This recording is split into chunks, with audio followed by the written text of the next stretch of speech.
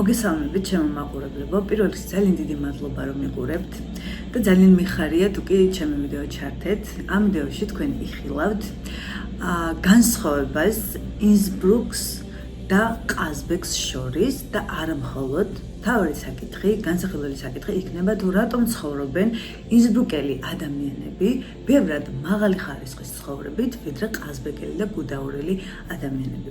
თუ ეს საკითხები გაინტერესებთ, შეგიძლიათ მისმინოთ, გამოიწოდეთ ჩემი არხი, დაალაიქოთ ვიდეო და დააკომენტაროთ.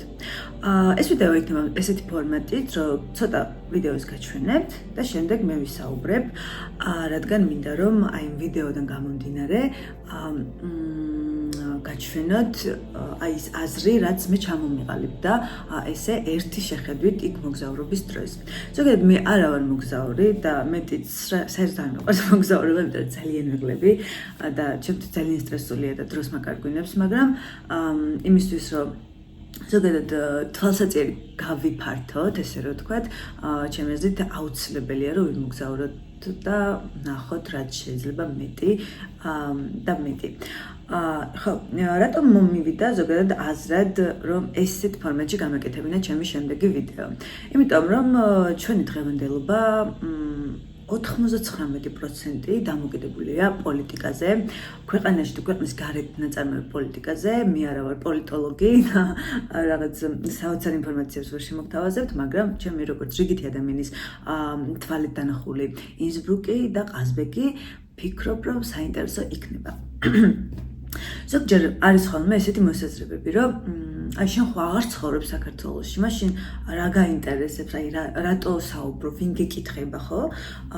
ამა თუ იმ საკითხებთან დაკავშირებით, მაგრამ რეალობა არის შემდეგნაირი. როდესაც ქვეყნიდან მიდიხარ, არ აქვს მნიშვნელობა რომელ ქვეყანაში წახვალ, აი ეს შენი ფუნდამენტები, ანუ საფუძვლები ძალიან დიდ როლს თამაშობს შენს განვითარებაზე, შენს შესაძლებლობებზე ამა თუ იმ ქვეყანაში და ამა თუ იმ პირობებში.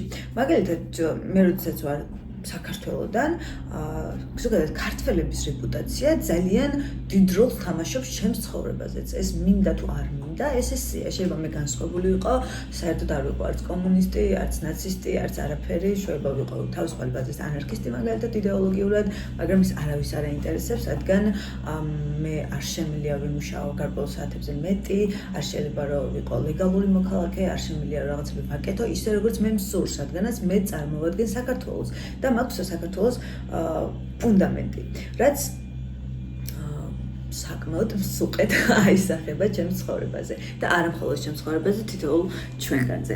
კარგით, ბევრი რომ გავაგრძელო, მოდი ჯერ ვუყუროთ მოკლე მონაკვეთს და ნახოთ როგორია თვითონ ქალაქი ინსბრუკი და შემდეგ უკვე გავაკეთებ გარკვეული სახის კომენტარებს.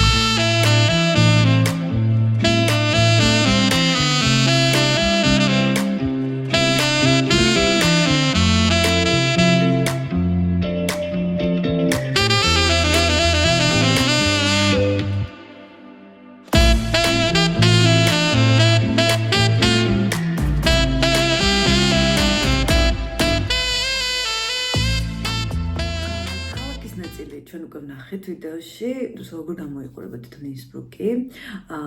ალბათ შეამჩნევთ, რომ იქ არის უნივერსიტეტი, არის სხვადასხვა დაწესებულებები, ბიბლიოთეკები, ძალიან კარგად განვითარებული სატრანსპორტო სისტემა და არა მარშრუტკის სისტემა. ასევე ნახავთ, როგორ რამდენი ადამიანი მოძრაობს ქალაქში, ესე ირევა, ასევე ამ უნივერსიტეტში ძირითადად არიან სტუდენტები საზღვარგარეთიდან, ან სხვადასხვა ქვეყნებიდან, მაგრამ მათ შორის ადგილობრივებიც. ასევე ნახავთ, როგორ არის განვითარებული თვითონ ველობილიკები, რადგანაც ველოსიპედი და ზოგადად სპორტული აქტივობები ძალიან პოპულარულია ინსბრუკში, რაც შევამჩნიე.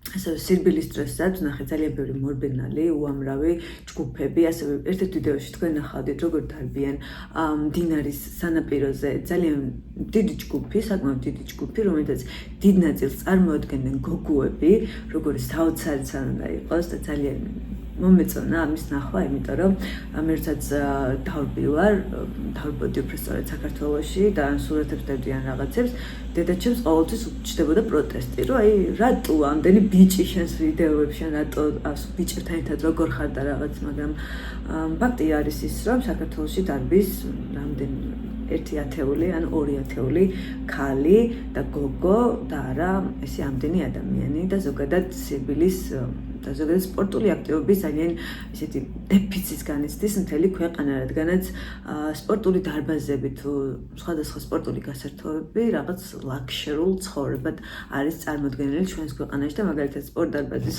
ერთთვიანი რაღაც ვაუჩერიც რაღაც ღირს რამდენიმე 100 გელა, ქართული ლარი.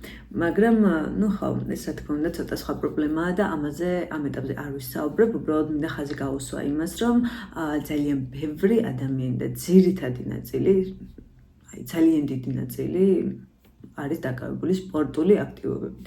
იქნება ეს სპორტული დარბაზი, სირბილი, ველოსიპედი თუ ასე შემდეგ.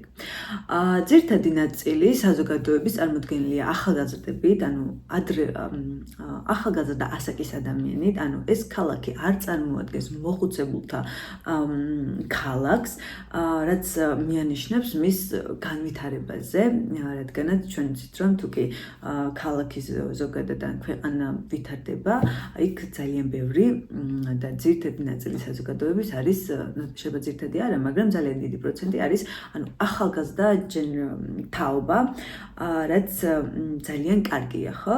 მაგრამ ჩვენ თუკი ჩავალთ ყაზბეგში, თუ იმერეთში, თუ სადაც უნდა წავიდეთ უკვე საქართველოში, სამწუხაროდ ჩვენი ქვეყანა განიცდის დაბერებას და არ დამისერჩავს სიმართლე გითხრათ, როგორია შობადობა ბოლო პერიოდში, მაგრამ იმდენი ომი, ძარცვა, მთავრობების მიერ გატარებული არასწორი პოლიტიკა აისახება დიდოულ ჩვენგანზე და გვაძლევს იმ სურათს, რასაც გვაძლევს იმას, რომ ულამაზესი ადგილები, უწარმატებულესი რომ უნდა იყოს და მთელ მსოფლიოში საკუთარ სათქმელს ამბობდნენ, არის ფაქტობრივად დაცლილი, გაღარიბებული, გაღატაკებული, გაძარცვული, მოხუცი ადამიანებისგან წარმოდგენილი სივრცეები.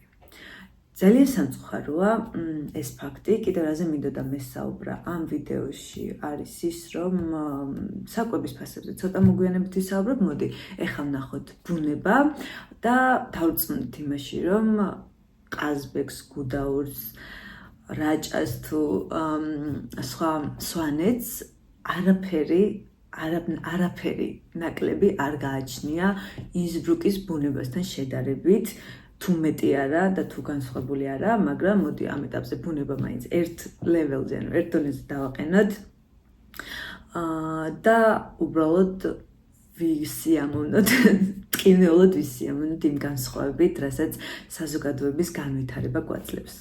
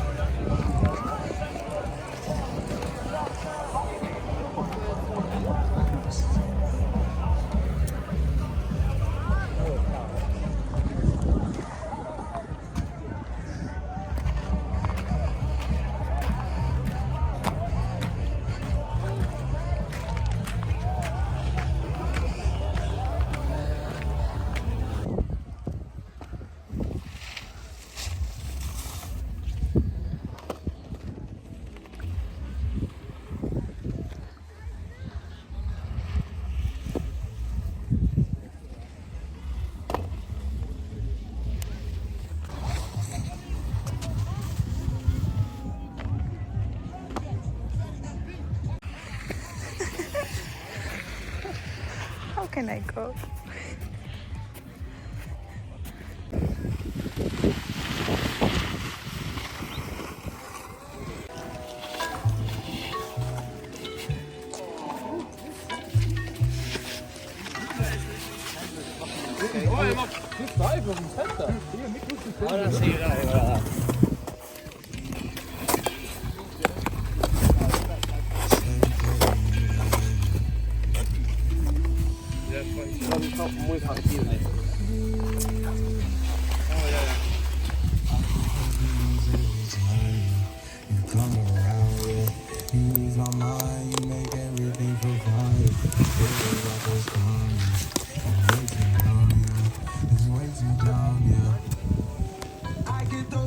Every time I need the high, I get those goosebumps every time. Ja, krank, Alter. Not around. Aber ich glaube, die kannst du gar nicht Zeit machen.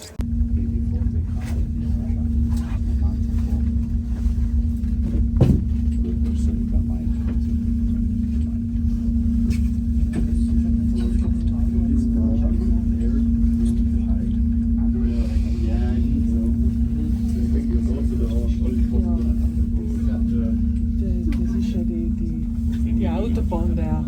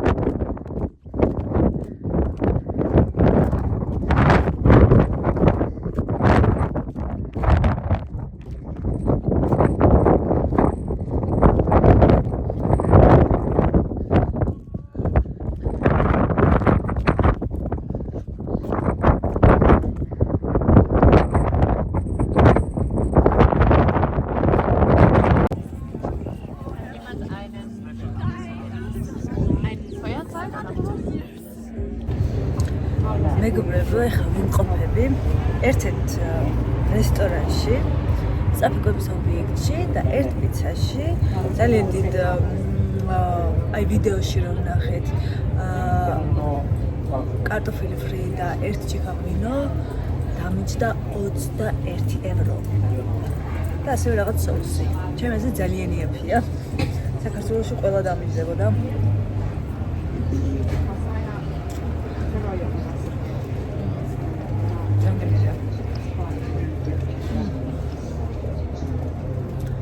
პიცის ჭამას არ ვაპირებდი, ვფიქრობდი რომ მე ტრადიციულ შეჭამა და ყველა პიცას ჭამდა და მე გადაწყვიტე პიცა მეჭამა. გავაგრძელებ ხო ჩემთვის მare ჭამას.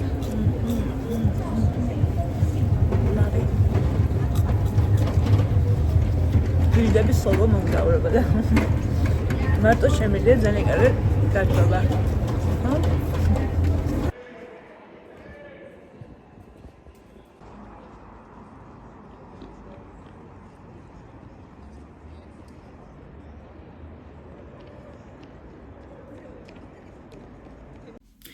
ბუნების ნაწილი, რადგან ვიდეოში ნახეთ, სავარაუდოდ ამ ნაწილმა დაგარწმუნათ იმაში, რომ ბუნების მხრივ აი დიდი განსხვავებები მართლა არ არსებობს ქართულ მოცემულობასა და ავსტრიის მოცემულობას შორის, აი ამ კონკრეტულ მონაკვეთში. უბრალოდ მაშინ მოდი ვიფიქროთ, რაშია პრობლემა, რომ ავსტრიელები და ინსბრუკელები ბევრად კარგი მოწესრიგებული და ჯანსაღი ცხოვრებით ცხოვრობენ, ვიდრე ჩვენ ხო საქართველოში.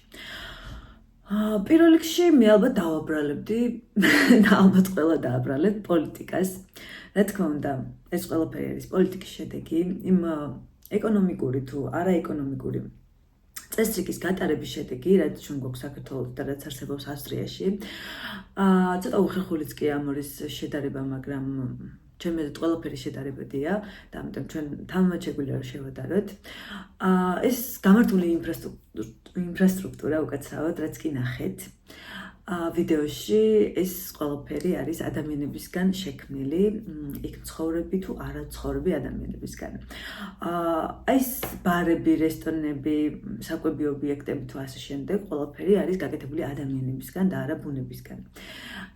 ანუ გამოდის, რომ ვიღაც ადამიანები ბევრად სწორად და იმდენად გამართულად მოიქცნენ, რომ მათ მიეცათ საშუალება შეექმნათ ისეთი ქვეყანა და ისეთი გარემო მათთვის საცხოვრებლად, როგორიც არის მეტად ვარგისი და მეტად მოსაწონი.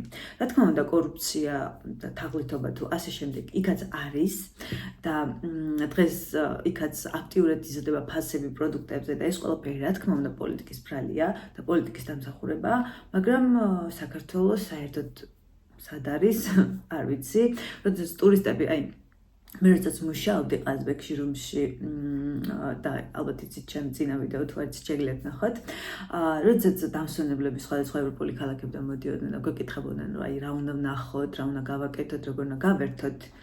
რავი, რუმსის აუზში შეგიძლიათ იცურავთ, პრობლემა არ არის, იმიტომ რომ ეს სივრცე ზოგადად დაცლილია ბარებისგან, ღამის ცხოვრებისგან, ასევე დაცლილია სხვადასხვა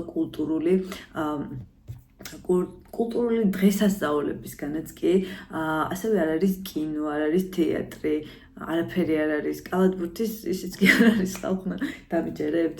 კალათბურთი რო ითამაში, რომ ბადრო ჩააგდო შიგნით ბურთი. ძალიან სამარცხვინო ფაქტი. ხო, კიდევ რა შემიძლია გითხრათ, რომ ინსბრუკი და არა მხოლოდ სხვათა შორის, გერმანიაში სავსეა თურქული რესტორნებით, რომლებიც ადამიანებს თავაზობენ რაღაც პურში ჩაყრილ ხორცს და ზედ რაღაცებს მოყრილს და რაღაც არ ვაკნინებთ თურქულ სამზარეულოს, მაგრამ მოდი შევთანხმდეთ, რომ ჩვენი საერთოდ განსხვავებული და მრავალფეროვანი და უგემრიელესი და ყველაფერი გვაქვს ძალიან გემრიელი და სხვა შორის ძალიან განსხვავებული, რაც ინსბრუკელი თუ არა ინსბრუკელი საზოგადოებისთვის დღემდე შეუცნობია. რაღაცნაირად აზიურმა სამზარეულომ მოახერხა თანამედროვე სამყაროში თავის დამკვიდრება და ყველა შეგვაყარა თავი, მაგრამ ქართულმა სამზარეულომ ჯერჯერობით ვერ მოახერხა ის, რომ საკუთარი თავი დაიმკვიდროს და საკუთარი სიტყვა თქვას, რაც ასევე ჩვენ როგორც რეპუტაციულად, ასევე ფინანსურად და შესაძლებლობების მხრივ ძალიან უკან გბხევს. სხვა რას შემიძლია გითხრათ, მოდი ეხა პირდაპირ გადავიდეთ სვაროვსკის სასახლეზე, რომელიც ერთჯერადი სანახაობისთვის ჩემი აზრით ძალიან საინტერესო და მოგეწონებათ და ამით დავასრულებ ვიდეოს, მაგრამ მნიშვნელოვანი საკითხები, რაც შემეძლო რომ მეთქვა და რისითაც მინდოდა არის ის, რომ ეკონომიკურ განვითარებას და მდგრადობას და ადამიანების კარგ ყოფას სჭირდება სტაბილურობა, რაც საქართველოს ძალიან ნაკლია და დღესაც უკვე 100 მე რაღაცამდენი დღეს ითვლიან რუსთაველზე სეინობის ვიღაც მოქალაქეები, რომლებიც ქრონიკულ არეულობას იწვევენ ამ ქოცებთან და ნაცებთან და მთავრობებთან ერთად საქართველოში, რაც იწვევს თითოეული ჩვენგანის გაღარიბებას და იწვევს იმას, რომ საქართველო არასდროს არ შედგეს როგორც წარმატებული ქვეყანა, არასდროს არის საუბრობენ იმ პრობლემებზე, რაც არსებობს და არასდროს არ მიეცეთ ადამიანებს იმის საშუალება, რომ საკუთარი შესაძლებლობები უბრალოდ გამოავლინონ და დატკბნენ საკუთარი ცხოვრებით. ამაზე დიდი დანაშაული სამყაროში ჩემი აზრით არ არსებობს. დღეს თვალს ვახელთ და ხედავთ როგორ ხოცავენ ქრისტიანებს სადღაც, ასევე ხედავთ როგორ ხოცავენ მეორე მხარეს ასევე ქრისტიანებს. ხედავთ როგორ მიყავთ ადამიანები იზოლებით ომში, ხედავთ როგორ იხოცებიან ახალგაზრდა ადამიანები, ხედავთ როგორ ძალიან ბევრი ადამიანი იზოლებით ტოვებს ქვეყანას და ეს ყველაფერი აისახება ჩვენს ცხოვრებას და ეს ყველაფერი არის პოლიტიკა და თუკი ჩვენ პოლიტიკას ისე არ შევხედავთ როგორც ძალიან მნიშვნელოვან საკითხს, როგორც კბილების გამოხეხვა დილით და საღამოს, მაგ შემთხვევაში ჩვენ უბრალოდ ვერასდროს ვერ ვიცხოვრებთ მოწესრიგებული ცხოვრებით და მიხარია ინსბრუკელების გამო აქვთ პატარა ქალაქი, რომელშიც არის ყველაფერი, აეროპორტი, ტრანსპორტი, სანახაობა, ბარი, კლუბი, საჭმელი, რესტორანი, ჯანდაცვა და უნივერსიტეტი, განათლება, ყველაფერი ამ მოკლე ტერიტორიაზე არსებობს ყველაფერი და შეუძლიათ ადამიანებმა სრულყოფილად ჩათვალონ საკუთარი თავი, იმუშაონ და განვითარდნენ, რაც ჩვენ ძალიან გვაკლია, ძალიან ბევრი გვაქვს საშრომი იმისთვის, რომ ელემენტარული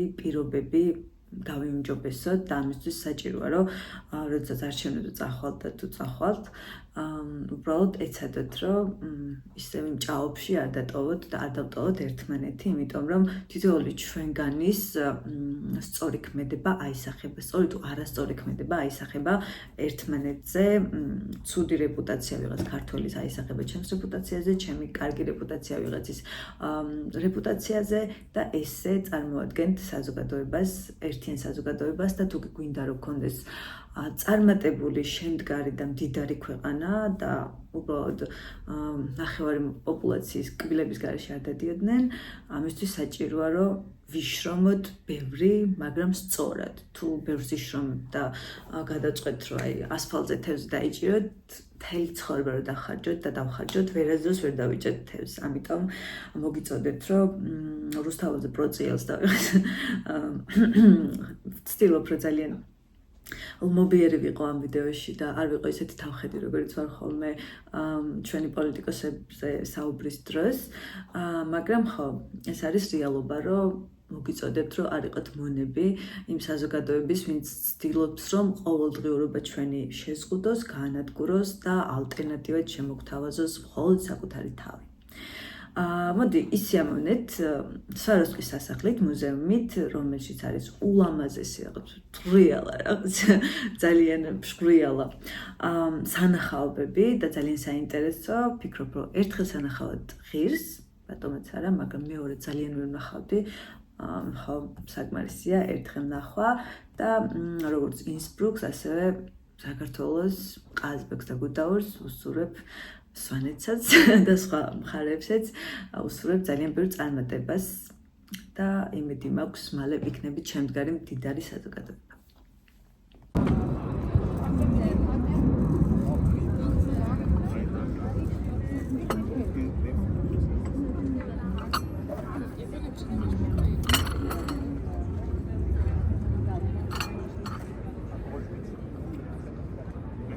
Ik vond het ook wel een speech, no? Hij zei, ik denk dat ik